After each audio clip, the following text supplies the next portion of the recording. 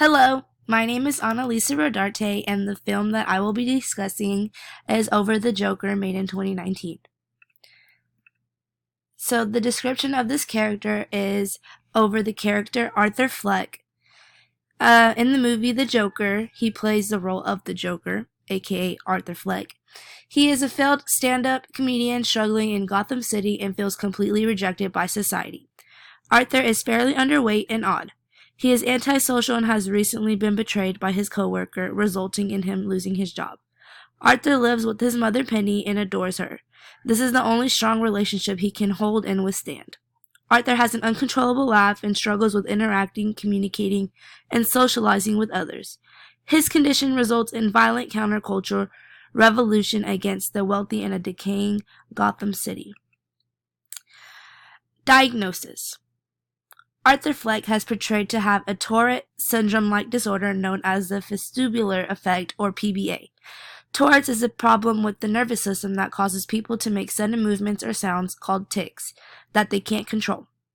On a different note, PBA is when you're experiencing emotions normally, but sometimes express them in an exaggerated or inappropriate way. As a result, the condition can be embarrassing and disruptive to one's daily life. In the movie, there isn't an exact diagnosis, but they do claim he has many mental illnesses. In the movie, Arthur goes to therapy sessions with his social worker. He specifies that he has to take 7 different medications. However, the city of Gotham takes away funding for social services, forcing Arthur to abandon his therapy sessions and make his medications inaccessible, thus leading in the decline of his mental health. I do not think this disorder is diagnosed in all cultures because some cultures, such as Asian cultures, do not believe in mental illness. They are supposed to be strong at all times and show no weakness. Some stigmas associated with our culture is many people overlook mental illness and do not try to help. Evidence: an example that shows Arthur's illness is when he was riding the bus and tried to make a little boy laugh. When the boy didn't laugh, his mother told Arthur to leave them alone, and in return, Arthur burst into an uncontrollable laugh. He handed a card to the woman that explains his mental illness. The sudden outburst of uncontrollable laughing is a symptom of Tourette's syndrome. Another example of Arthur's illness is when he gets fired from his job and betrayed by his coworker.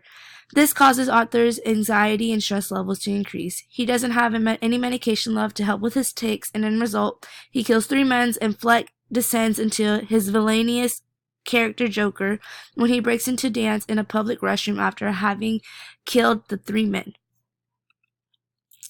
Lastly, Arthur shows his feelings toward the rich on a talk show when he gets interviewed on live television. He lets out all his emotions and feelings towards the rich and comes off as angry and aggressive. Later, he confesses to murdering the 3 men and spirals out of control. This is the weak evidence because he waits until the end of the movie to reveal what's truly bothering him. However, it's still a strong example in that it shows how Arthur lets out his emotions in an exaggerated/inappropriate way, portraying PBA. As for treatment, my proposed treatment plan is to prescribe medications to help with tics and depression. This plan is appropriate because it will help reduce the amount of tics and allow the patient to relax when on antidepressants. It is a fairly easy and straightforward method to use. An ethical concern for this treatment would be that some people abuse the prescribed drugs and become addicted. Also, a cultural barrier is that some cultures do not believe in medication and will not take it, thus leading in them becoming ill. Broader perspectives. This movie accurately describes this disorder because it did a good job portraying the tics through uncontrollable laughter and Arthur's Tourette syndrome. It also did a good job portraying how Arthur processes his emotions, which led to violence and the murder of 3 men. It especially pulls through at the end on the talk show. The portrayal of mental disorders in films is important because most people do not recognize that many others suffer from mental illness. Film is the only way some may see the symptoms and effects it has on an individual in everyday life.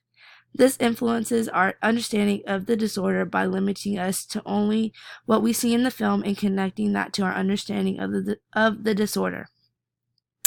This completes my presentation. Thank you for listening.